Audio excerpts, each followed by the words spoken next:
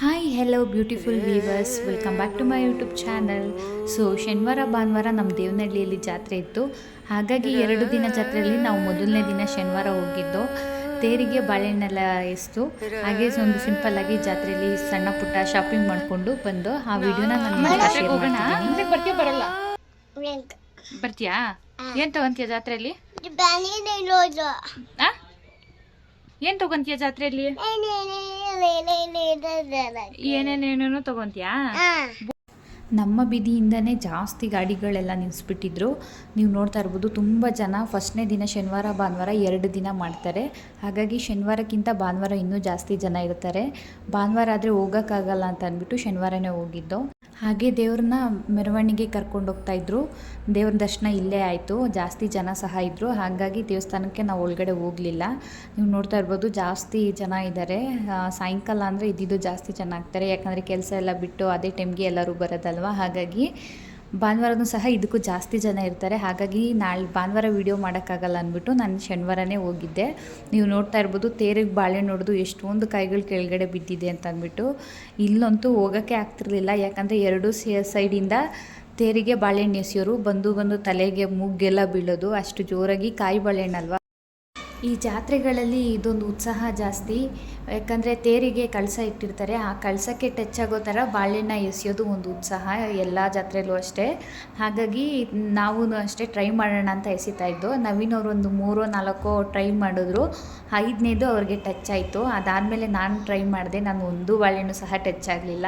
ನಾನು 8-9 ಸಹ ಟ್ರೈ ಮಾಡಿದೆ, ಯಾಕಂದರೆ ಆಗಲಿಲ್ಲ. ಜಾನು ಕೈಲಿ ಎಸೆಯೋಣ ಅಂತಂದರೆ ಅವಳು ಅಷ್ಟು ಜೋರಾಗಿ ಎಸೆಯಲ್ಲ ಅಂದ್ಬಿಟ್ಟು ಸುಮ್ಮನೆ ತೇರ ಹತ್ರ ಕೈ ಮುಗಿಸ್ಕೊಂಡು ತೇರ ಹತ್ರ ಹಾಕಿಸ್ತು. ಇನ್ನು ಹುಡುಗರುಗಳಾದರೆ ಬಾಳೆಹಣ್ಣು ಮೇಲೆ ಏನಾದರೂ ಬರೆದು ಬೇಗ ಮದುವೆ ಆಗಲಿಲ್ಲ, ಬೇಗ ಒಂದು ಕೆಲಸ ಸಿಗಲಿ ಅಂತ ಅಂದ್ಬಿಟ್ಟು ಅವ್ರು ಎಸಿತಾಯಿದ್ರು.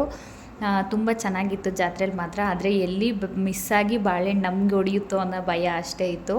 ನೀವು ನೋಡ್ತಾ ಇರ್ಬೋದು, ಎಷ್ಟು ಬಾಳೆಹಣ್ಣು ಹೊಡಿತಾಯಿದ್ರು. ಮುಂದೆಯಿಂದ ಹೊಡೆದ್ರೆ ಹಿಂದೆಯವ್ರಿಗೆ ಬೀಳುತ್ತೆ, ಹಿಂದೆಯಿಂದ ಹೊಡೆದ್ರೆ ಮುಂದೆಯವ್ರಿಗೆ ಬೀಳುತ್ತೆ. ಮಧ್ಯದಲ್ಲಿ ಮಗುನ ಎತ್ಕೊಂಡಿರೋರು ನಮಗೆ ಜಾಸ್ತಿ ಬೀಳ್ತಿದ್ದಿದ್ದು. ಸೊ ಹಾಗಾಗಿ ಅಲ್ಲಿ ಜಾಸ್ತಿ ಟೈಮ್ ಇರಲಿಲ್ಲ. ಹಾಗೆ ಜಾತ್ರೆಯಲ್ಲಿ ಸ್ವಲ್ಪ ಫೋಟೋಸ್ ಎಲ್ಲ ತಕ್ಕೊಂಡು ದೇವಸ್ಥಾನದೊಳಗೆ ಹೋಗೋಣ ಅಂತ ಹೋಗ್ತಿದ್ದೋ. ಆದರೆ ತುಂಬ ಜನ ಇದ್ದರು ಅಂತ ಅಂದ್ಬಿಟ್ಟು ದೇವಸ್ಥಾನದೊಳಗೆ ಹೋಗಲಿಲ್ಲ. ಅಲ್ಲೇ ಕೈ ಮುಕ್ಕೊಂಡು ನಾವು ಬಂದೋ. ಹಾಗೆ ದೇವಸ್ಥಾನದೊಳಗೆ ಎಂಟ್ರಿ ಆಗ್ತಿದ್ದಂಗೆ ಜಾನು ಫ್ರೆಂಡ್ಸ್ ಎಲ್ಲ ಸಿಕ್ಕಿದ್ರು. ಜಾನುನೆಲ್ಲ ಎತ್ಕೊಂಡು ಸ್ವಲ್ಪ ಹೊತ್ತು ಮುದ್ದಾಡಿ, ಆಗಲೇ ತುಂಬ ದಿನ ಆಯಿತು ಅವರೆಲ್ಲ ಜಾನುನ ನೋಡಿ ಅಂತ ಅಂದ್ಬಿಟ್ಟು ಅವ್ರು ಸ್ವಲ್ಪ ಫೋಟೋಸ್ ಎಲ್ಲ ತೆಗೆಸ್ಕೊಂಡ್ರು. ಹಂಗೆ ಅಲ್ಲಿಂದ ಅಲ್ಲಿ ಕೃಷ್ಣ ಸ್ಟ್ಯಾಚ್ಯೂ ಒಂದಿತ್ತು. ಅಲ್ಲಿ ಎಲ್ಲರೂ ಅಷ್ಟೇ ಫೋಟೋ ಸೆಲ್ಫೀಸ್ ಎಲ್ಲ ತೊಗೊತಾ ಇದ್ರು. ಹಾಗೆ ಜಾನುನು ಜೊತೆಗೆ ತಕ್ಕೊಂಡು ನಾನು ದೇವಸ್ಥಾನದಿಂದ ಆಚೆ ಬಂದೆ. ಮತ್ತು ಶಾಪಿಂಗ್ ಮಾಡೋಣ ಅಂದ್ಬಿಟ್ಟು ಇದು ರೂಮಲ್ಲಿ ಹಾಕ್ಕೊಳ್ಳೋಕ್ಕೆ ಲೈಟು ತುಂಬ ಚೆನ್ನಾಗಿತ್ತು ಅಂದ್ಬಿಟ್ಟು ಒಂದು 3 ತೊಗೊಂಡೆ. ಅದಾದಮೇಲೆ ಜಾನುಗೆ ಒಂದು ಸ್ವಲ್ಪ ಆಟ ಸಾಮಾನು ತೊಗೊಳ್ಳೋಣ ಅಂತ ಅಂದ್ಬಿಟ್ಟು ನೋಡ್ತಾ ಇದ್ದೆ. ಅವಳಿಗೊಂದು 2 ಅಡುಗೆ ಕಿಚನ್ ಐಟಮ್ಸ್ನ ತೊಗೊಂಡೆ ನಾನು. ಅದಾದಮೇಲೆ ಇಲ್ಲಿ ಮಕ್ಕಳು ಪ್ಲೇ ಗ್ರೌಂಡಿಗೆ ಬಂದು. ಸೊ ಜಾನು ಆಟ ಆಡೋದು ಯಾವುದು ಇರುತ್ತೆ ಅಂತ ನೋಡ್ತಾ ಇದ್ದೋ. ಜಂಪಿಂಗ್ನ ನಾವು ಹುಡುಕ್ತಾ ಇದ್ದೋ. ಪ್ರತಿ ಸಲ ಅವಳು ಜಂಪಿಂಗೇ ಆಡ್ತಿದ್ದಿದ್ದು. ಬಟ್ ಈ ಸಲ ಜಂಪಿಂಗಲ್ಲಿ ಯಾವ ಹುಡುಗರು ಸಹ ಇರಲಿಲ್ಲ, ಚಿಕ್ಕ ಮಕ್ಕಳು ಸಹ ಇರಲಿಲ್ಲ. ಹಂಗಾಗಿ ಒಬ್ಬಳು ಆಟ ಆಡೋಕ್ಕೆ ಏನು ಅಷ್ಟು ಇಷ್ಟಪಡಲ್ಲ ಅಂದ್ಬಿಟ್ಟು ಬೇರೆ ನೋಡ್ತಾ ಇದ್ದೋ. ನೀರ ಹತ್ರ ಬಿಡೋಣ ಅಂದರೆ ಅವಳಿಗೆ ಅಷ್ಟು ಗೊತ್ತಾಗಲ್ಲ ಅಂತ ಅಂದ್ಬಿಟ್ಟು ಸ್ವಲ್ಪ ಅಲ್ಲೆಲ್ಲ ತೋರಿಸ್ತಾ ಇದ್ದೋ, ಯಾವ್ದು ಆಟ ಆಡ್ತಾಳೆ ಅಂತ ಅಂದ್ಬಿಟ್ಟು.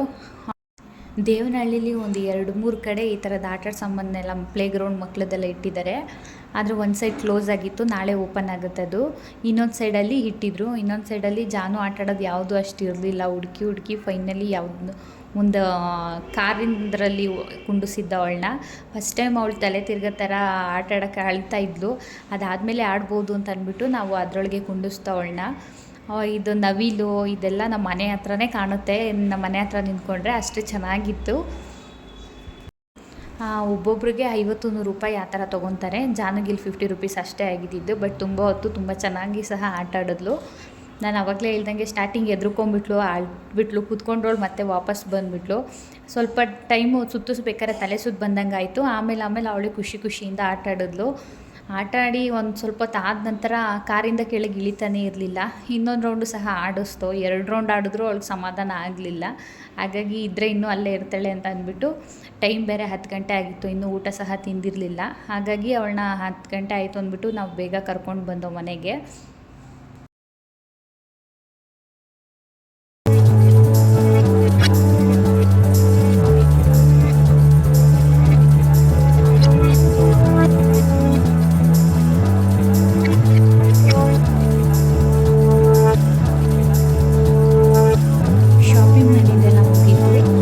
ನಾವು ಬರಬೇಕಾದ್ರೆ 11 ಗಂಟೆ ಆಗಿತ್ತು.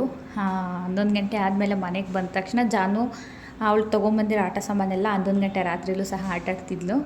ಐ ಹೋಪ್ ಈ ವಿಡಿಯೋ ನಿಮಗೆಲ್ಲ ಇಷ್ಟ ಆಗಿರುತ್ತೆ ಅಂದ್ಕೊತೀನಿ. ಇಷ್ಟ ಆದರೆ ಈ ವಿಡಿಯೋಗೆ ಲೈಕ್ ಮಾಡಿ, ಕಮೆಂಟ್ ಮಾಡಿ, ಶೇರ್ ಮಾಡಿ. ನೀವು ದೇವನಹಳ್ಳಿ ಜಾತ್ರೆಗೆ ಬನ್ನಿ. ಬಾಯ್.